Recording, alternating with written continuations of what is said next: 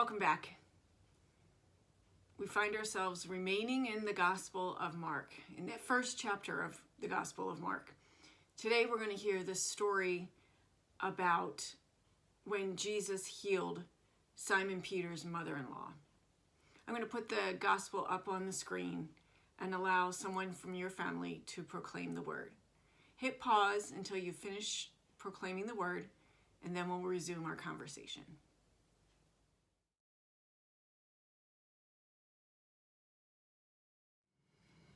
Things are happening fast in these first few hours of Jesus' ministry that Mark shares with us.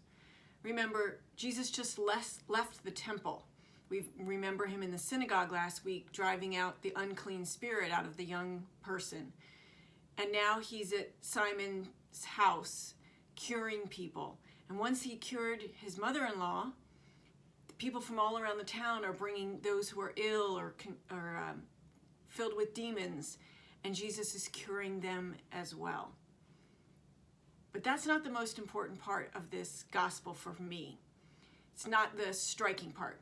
We're used to hearing about Jesus performing miracles. It really doesn't surprise me, especially at my point in my life, to know that Jesus performed a lot of miracles, that he had great compassion for people, and he wanted to see them healthy and well.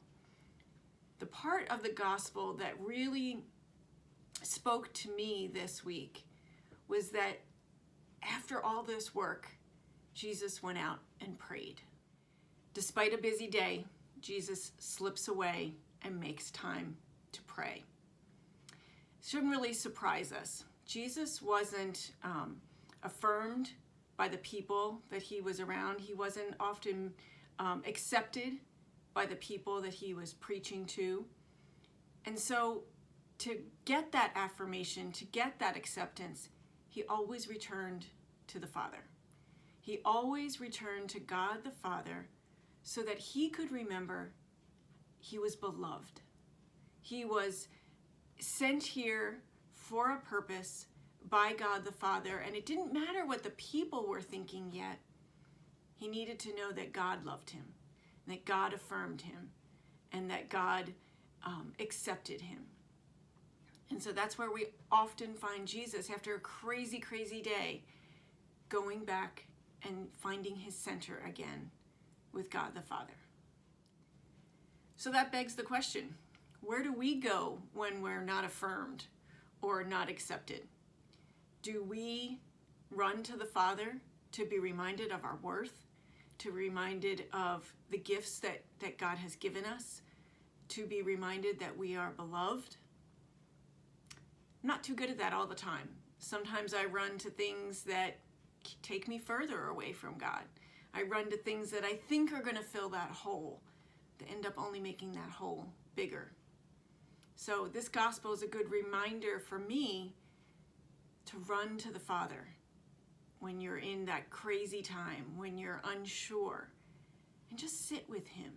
Allow him to remind you of how beloved you are to him.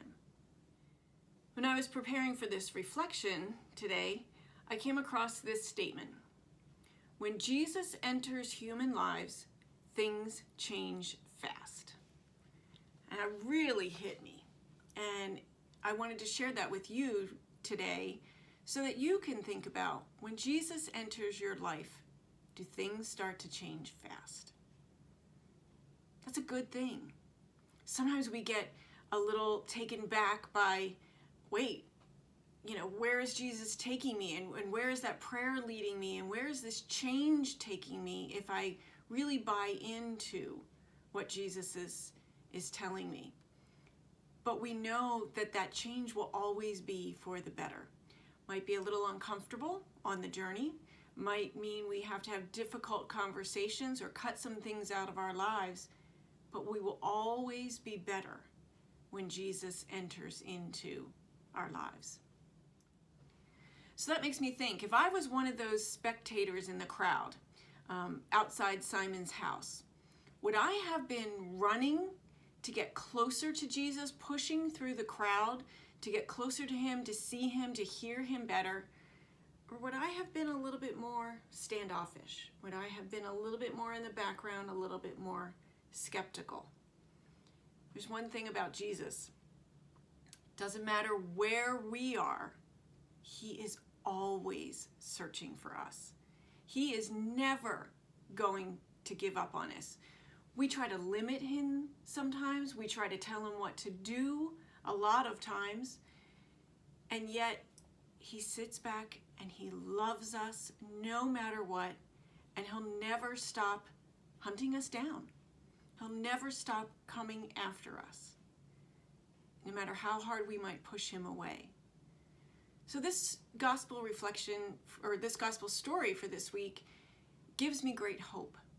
It reminds me that Jesus was very patient with those that he came to, very patient with sharing his love, and that it doesn't matter how long I take, he's still going to be waiting for me.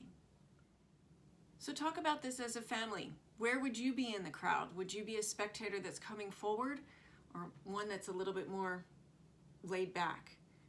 Do you need healing so that you can serve others?